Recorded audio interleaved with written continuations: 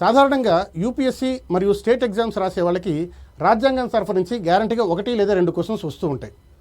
అటువంటప్పుడు ఈ ఆర్టికల్స్ని అలాగే 12 షెడ్యూల్ని ఈజీగా ఎలా గుర్తుపెట్టుకోవడం? దానికి ఒక సింపుల్ ట్రిక్ ఉంది. అదే టియర్స్ ఆఫ్ ఓల్డ్ పిఎం. ఇది టీ అంటే టెరిటరీస్, ఆర్టికల్ 1 నుంచి 4 దాకా. అలాగే ఈ అంటే ఎమాల్యుమెంట్స్, శాలరీ అండ్ అలవెన్సెస్. ఏ అంటే అఫర్మేషన్ అంటే ఓత్ టేకింగ్. ఆర్ అంటే రాజ్యసభ, వివిధ రాష్ట్రాలు మరియు యూటీకి సంబంధించిన రాజ్యసభ సీట్ల యొక్క అలొకేషన్. ఎస్ అంటే షెడ్యూల్డ్ ఏరియా, ఇండియాలో ఉన్న అన్ని రాష్ట్రాలు ఎక్సెప్ట్ 5 రాష్ట్రాలు, అస్సాం, త్రిపుర, మేఘాలయ, మణిపూర్, మిజోరాం. ఇవి తప్ప మిగిలిన అన్ని రాష్ట్రాల యొక్క షెడ్యూల్డ్ ఏరియా మరియు ట్రైబల్ ఏరియా.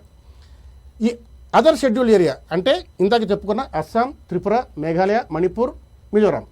అయితే ఇందులో మణిపూర్ అనేది క్రైసిస్లో ఉంది కనుక దాన్ని స్కిప్ చేస్తే బాకీ ఏటీఎం స్క్వేర్, అస్సాం, త్రిపుర, మేఘాలయ, మిజోరాం, దాన్ని ఏటీఎం స్క్వేర్గా గుర్తుపెట్టుకోవచ్చు. తర్వాత ఫెడరల్ స్ట్రక్చర్ అంటే union, state and concurrence list. తర్వాత అఫీషియల్ లాంగ్వేజ్ 14 + 8 మొత్తం 22 లాంగ్వేజ్ల టోటల్ లిస్ట్ ఇది. Land reforms, abolition of zamindari system మొత్తం అవన్నీ. అలాగే డిఫెకేషన్ అంటే పార్టీ ఊఫింగ్ లేదా పార్టీ జంపింగ్ అంటాం కదా, ఒక పార్టీలోంచి నెగ్గి ఇంకో పార్టీలో దూకడం, వాటికి సంబంధించినవి. అలాగే పంచాయత్స్ అండ్ మున్సిపాలిటీస్. ఈ ఆర్టికల్ సంబంధించి ఈ అమెండ్మెంట్స్కి సంబంధించి మొత్తం డీటెయిల్స్ అన్నీ ఇందులో ఉన్నాయి. సో ఈ రకంగా మీరు ఈ మొత్తం 12 షెడ్యూల్స్ని ఫింగర్ టిప్స్ మీద గుర్తుపెట్టుకోవచ్చు.